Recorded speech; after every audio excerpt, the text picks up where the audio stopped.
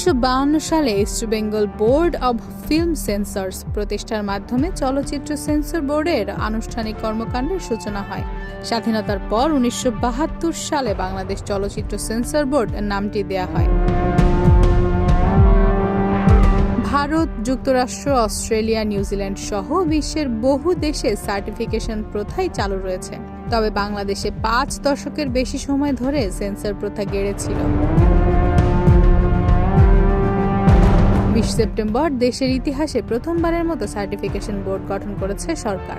15 সদস্য বিশিষ্ট চলচ্চিত্র সার্টিফিকেশন বোর্ডের চেয়ারম্যানের দায়িত্ব পালন করবেন তথ্য ও সম্প্রচার মন্ত্রণালয়ের সচিব। বাংলাদেশ চলচ্চিত্র সেন্সর বোর্ডের ভাইস চেয়ারম্যানকে বোর্ডের সদস্য সচিব করা হয়েছে।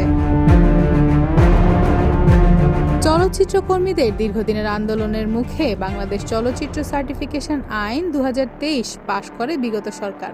এতে ইউ রেটিং পাওয়া ছবি সব বয়সী মানুষ দেখতে পারবে। ইউ-এ রেটিং পাওয়া ছবিতে 12 বছরের কম বয়সী শিশুদের জন্য অস্বস্তিকর দৃশ্য থাকতে পারে। প্যারেন্টাল গাইডেন্স অনুসরণ করতে হয়। আর এ বিভাগে সনদপ্রাপ্ত ছবি শুধুমাত্র প্রাপ্তবয়স্ক দর্শকের জন্য এবং এস সনদ পাওয়া ছবি শুধু বিশেষ শ্রেণী পেশার মানুষের দেখার উপযোগী। সেই আইনে 20 সেপ্টেম্বর দেশের ইতিহাসে প্রথমবারের মতো সার্টিফিকেশন বোর্ড গঠন করেছে সরকার।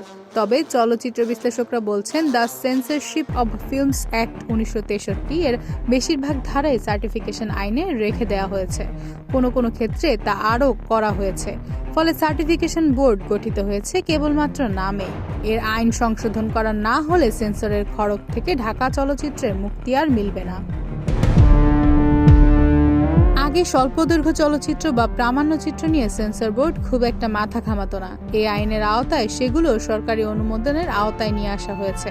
সার্টিফিকেশন বোর্ডের অনুমোদন ছাড়া কেউ আর তা কোথাও দেখাতে পারবে না। আইন বিশ্লেষণ করে দেখা গেছে সেন্সর বোর্ডের যে সার্টিফিকেশন বোর্ডের আইন আরো কড়াকড়ি করা হয়েছে। সেন্সর আইনে সেন্সর সনদ ছাড়া কোনো ছবি প্রদর্শন করলে সর্বোচ্চ 3 বছর, ন্যূনতম 1 বছরের কারাদণ্ড ও 10,000 টাকা অর্থদণ্ডের বিধান ছিল। সার্টিফিকেশন আইনে সার্টিফিকেশনবিহীন ছবি প্রদর্শনের শাস্তি বাড়িয়ে অনধিক 5 বছর করা হয়েছে। সার্টিফিকেশন পাওয়ার পর বোর্ডের দেওয়া প্রতীক পরিবর্তন করলে 2 বছরের কারাদণ্ডের বিধান রয়েছে। এসব দিকগুলো বিবেচনা করে চলচ্চিত্র নির্মাতা এবং সংশ্লিষ্টরা মনে করছেন সেন্সর থেকে সার্টিফিকেশনে উত্তরণের যে মর্ম তা এই আইনে কার্যকর করা সম্ভব হবে না। এই আইনের মূল ভিত্তি এখনও সেন্সর আইন।